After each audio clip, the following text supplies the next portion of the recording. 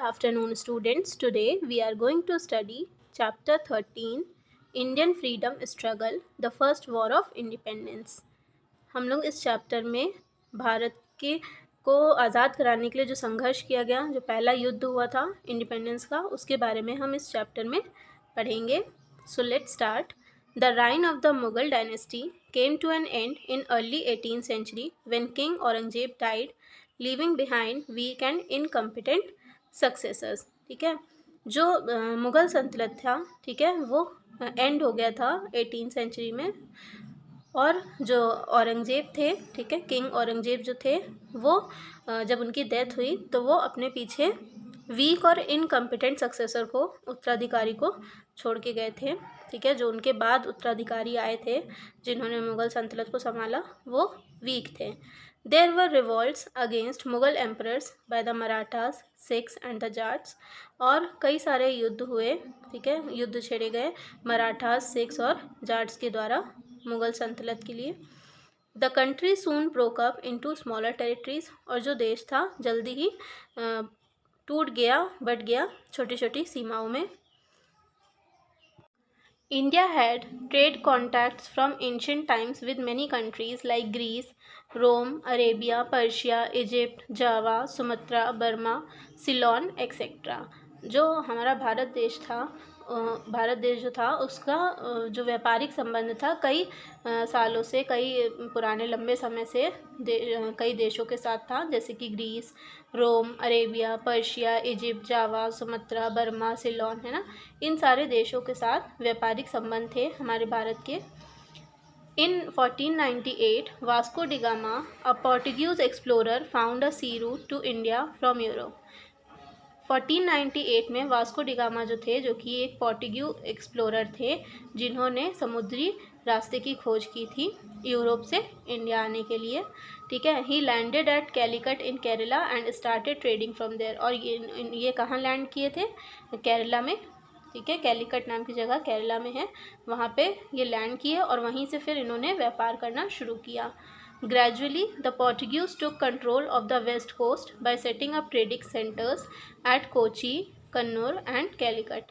और फिर धीरे धीरे जो पोर्टुगीज़ थे उन्होंने कब्ज़ा कर लिया वेस्ट कोस्ट पे. ठीक है, अपने व्यापारिक संस्थाएं बना के, ठीक है, वहाँ पे कंट्रोल कर लिया, कोची में, कन्नूर में और कैलिकट में. These trading centers were called companies. ये जो व्यापारिक संस्थाएं होती थी उन्हें क्या कहा जाता था? Companies. These companies bought Indian spices, cotton, textiles and other material which were sold at higher prices in Europe and America. और ये जो कंपनीज होती थी, ये इंडियन स्पाइसेस जो थी वो लेके आती थी, जो कॉटन है, टेक्सटाइल है और जो दूसरे मटेरियल होते थे, जिसे और ज़्यादा दाम में यूरोप में बेचती थी, अमेरिका में सेल करते थे. ठीक है, यूरोप और अमेरिका में इन सारे प्रोडक्ट्स को, हमारे इंडियन प्रोडक्ट्स को, जैसे कि स्पाइसेस, कॉटन, टेक्सटाइल्स और दूसरे मटेरियल्स को यहाँ से कम दाम में ख़रीदते थे और यूरोप और अमेरिका में जाके हाई प्राइसेस में सेल करते थे. By the early 18th century, the Portuguese were replaced by the companies of England and France who came into India. और 18th सेंचुरी में, अर्ली 18th सेंचुरी में जो पोर्टुगीज़ थे वो रिप्लेस हो गए कंपनीज से, इंग्लैंड की और फ्रांस की, जो कि इंडिया आई हुई थी. Their trade flourished in India, attracting the other Europeans to settle hair.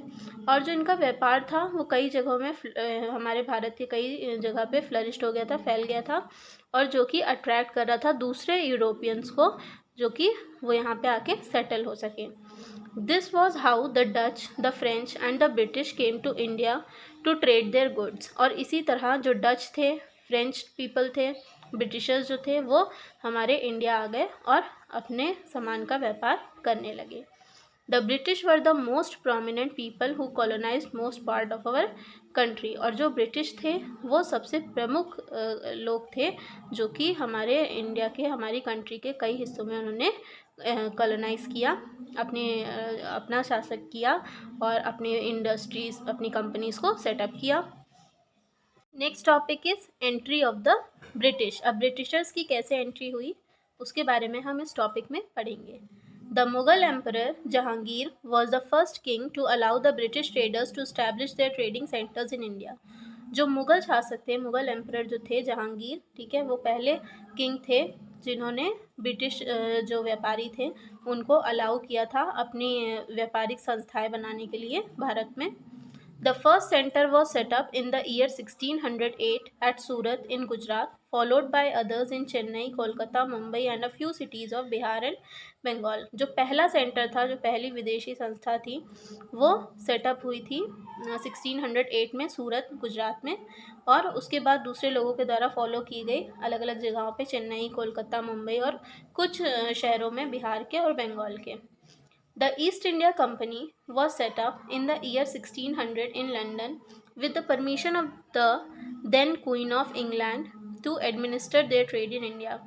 जो ईस्ट इंडिया कंपनी थी वो सेटअप हुई 1600 में लंदन में, किसकी परमिशन से?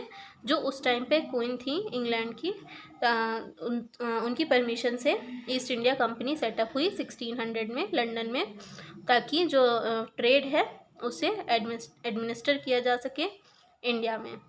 द पॉलिटिकल सिचुएशन, जो राजनीतिक स्थिति थी in India was very weak then, और उस टाइम पे जो राजनीतिक स्थिति थी हमारे भारत देश की वो बहुत कमज़ोर थी।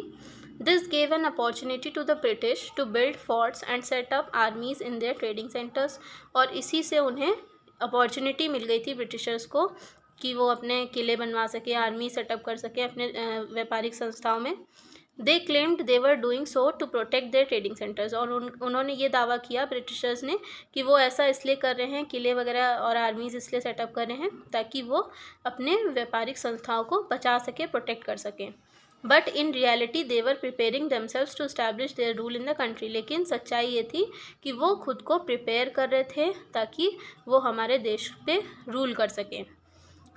Siraj-ud-Daulah the nawab of Bengal was against the building of forts around the British trading centers in India.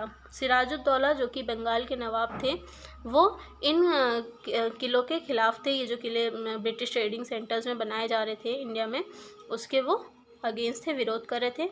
He insisted that the British should behave like traders and demolish their forts, और उन्होंने जोर दिया इस पे कि जो ब्रिटिश हैं वो उनको व्यापारियों की तरह बिहेव करना चाहिए, बर्ताव करना चाहिए, और वो आगे चल के हमारे जो बनाए हुए फोर्ट्स हैं उन्हें ख़त्म कर देंगे।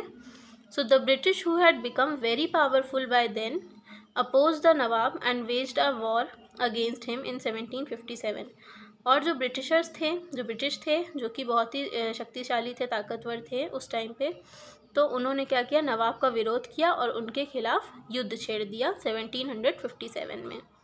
This war was known as the battle of Plassey, और इस युद्ध को कहा जाता है बैटल ऑफ प्लासी।